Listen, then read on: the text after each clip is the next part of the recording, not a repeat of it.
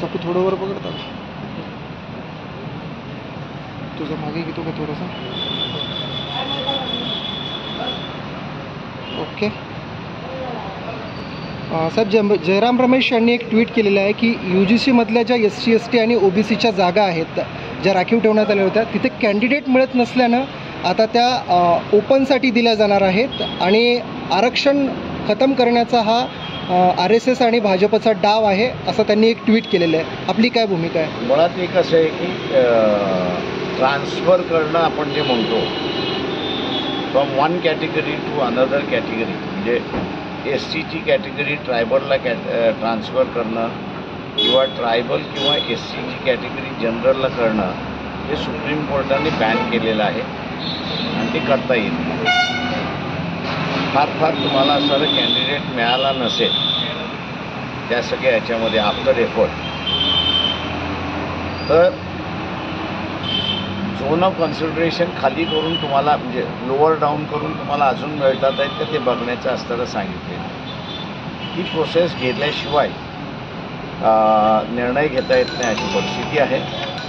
परंतु भारतीय जनता पक्षाचं असणारं सरकार काही करू शकतं तर त्यांना नियम आणि नियमावली या दोन्हीही मान्य नाहीत अशी परिस्थिती. आणि सर आता OBCच्या आरक्षणाच्या संदर्भात सुद्धा हे होते, छगन भुजबळ म्हणतात की मराठ्यांना जे ड्राफ्ट करून दिलेला आहे तो रद्द करण्यात यावा, त्यांची मागणी आहे. असं माझं म्हणणं असेल की ते कॅबिनेटमध्ये आहेत, त्यांनी पब्लिकली हे मांडण्यापेक्षा त्यांनी कॅबिनेटमध्ये मांडावं आणि कॅबिनेटमध्ये त्यांचं म्हणणं जर ऐकलं जात नसेल तर त्यांनी मंत्रिमंडळातून OBCसाठी राजीनामा द्यावा.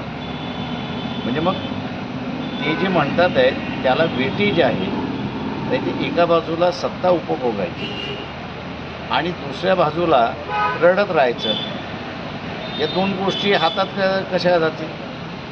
साहेब, मराठा आरक्षण संदर्भात एकनाथ शिंदे यांनी डाव साधला म्हणून तुम्ही असं म्हटलं होतं कालच्या स्टेटमेंट. नाही, मी डाव साधला असं नाही म्हणेन. मी असं म्हणालो की एकनाथ शिंदे सगळ्यात टॉलेस्ट नेते झाले मराठा समाजामध्ये.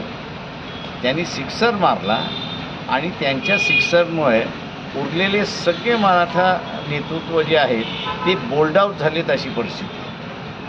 तुमचं काय म्हणतं आहे? भाजपनं जे OBCला आरक्षणाला धक्का लागणार नाही असं म्हटलं होतं, नंतर एकनाथ शिंदे काल मी तेच म्हणालो की हा जो भारतीय जनता पक्षाचा आणि एकनाथ शिंदेचा जो खेळ होता की भारतीय जनता पक्षाने OBCला गोंधळत राहायचं आणि एकनाथ शिंदेनी असणारा जरांगे पाटील यांचं जे आंदोलन आहे त्याच्याबरोबर बोलत राहायचं. एकंदरीत असं दिसतंय की या भांडणामध्ये एकनाथ शिंदे जिंकले आणि ते मराठा समाजाचे सगळ्यात टॉलेस्ट नेते झाले अशी असणारी परिस्थिती.